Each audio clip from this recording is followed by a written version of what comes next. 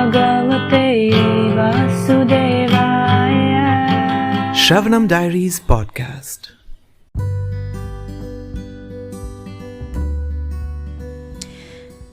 Bhagavad Gita as it is, by His Divine Grace Abhay Charanaravinda Bhaktivedanta Swami Prabhupada, Chapter 4, Transcendental Knowledge, Text 6. Ajopi san navyayatma bhutanam ishvaropi san prakritim svam adhishtaya sambhavam yatma mayaya. Although I am unborn, and my transcendental body never deteriorates, and although I am the Lord of all living entities, I still appear in every millennium in my original transcendental form. Purport. The Lord has spoken about the peculiarity of His birth. Although He may appear like an ordinary person, He remembers everything of His many past, in quotes, births. Whereas a common man cannot remember what he has done even a few hours before. If someone is asked what he did exactly at the same time one day earlier, it would be very difficult for a common man to answer immediately. He would surely have to dredge his memory to recall what he was doing exactly at the same time one day before. And yet, men often dare claim to be God or Krishna. One should not be misled by such meaningless claims. Then, again, the Lord explains His Prakriti, or His form. Prakriti means nature, as well as Svarupa, or one's own form. The Lord says that He appears in His own body. He does not change His body as the common living entity changes from one body to another. The conditioned soul may have one kind of body in the present birth, but he has a different body in the next birth. In the material world, the living entity has no fixed body, but transmigrates from one body to another.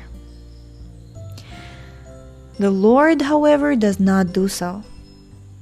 Whenever He appears, He does so in the same original body, by His internal potency. In other words, Krishna appears in this material world in His original, eternal form, with two hands holding a flute. He appears exactly in His eternal body, uncontaminated by this material world. Although He appears in the same transcendental body and is Lord of the universe, it still appears that He takes His birth like an ordinary living entity. And although His body does not deteriorate like a material body, it still appears that Lord Krishna grows from childhood to boyhood, and from boyhood to youth. But astonishingly enough, He never ages beyond youth. At the time of the Battle of Kurukshetra, He had many grandchildren at home, or in other words, He had sufficiently aged by material calculations. Still, He looked just like a young man, 20 or 25 years old. We never see a picture of Krishna in old age, because he never grows old like us. although he is the oldest person in the whole creation, past, present, and future. Neither his body nor his intelligence ever deteriorates or changes. Therefore, it is clear that in spite of his being in the material world, he is the same unborn, eternal form of bliss and knowledge, changeless in his transcendental body and intelligence. Factually, his appearance and disappearance are like the sun's rising, moving before us, and then disappearing from our eyesight. When the sun is out of sight, we think that the sun is set. And when the sun is before our eyes, we think that the sun is on the horizon.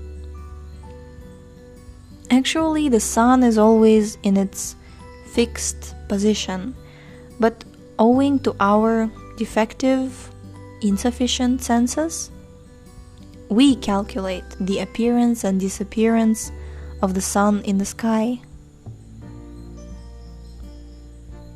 And because Lord Krishna's appearance and disappearance are completely different from that of any ordinary, common, living entity, it is evident that he is eternal, blissful knowledge by his internal potency, and he is never contaminated by material nature. The Vedas also confirm that the Supreme Personality of Godhead is unborn, yet he still appears to take his birth in multi-manifestations. The Vedic supplementary literatures also confirm that even though the Lord appears to be taking his birth, he is still without change of body. In the Bhagavatam, he appears before his mother as Narayan, with 4 hands and the decorations of the 6 kinds of full opulences. His appearance in his original eternal form is his causeless mercy, bestowed upon the living entities so that they can concentrate on the Supreme Lord as he is, and not on mental concoctions or imaginations, which the impersonalist wrongly thinks the Lord's forms to be. The word Maya or Atma Maya refers to the Lord's causeless mercy, according to the Vishvakosha dictionary. The Lord is conscious of all of his previous appearances and disappearances, but a common living entity forgets everything about his past body as soon as he gets another body. He is the Lord of all living entities because he performs wonderful and superhuman activities while he is on this earth. Therefore, the Lord is always the same absolute truth and is without differentiation between his form and self, or between his quality and body. A question may now be raised as to why the Lord appears and disappears in this world. This is explained in the next verse. Yeah, by the way, the next verse, which we will read tomorrow, it's one of the also crucial foundational verses that you also memorize when you go through Bhakti Shastri. and it is a very important verse, so stay tuned for tomorrow. And one more thing I just wanted to say is that when Srila Prabhupada says that the sun is fixed on the horizon,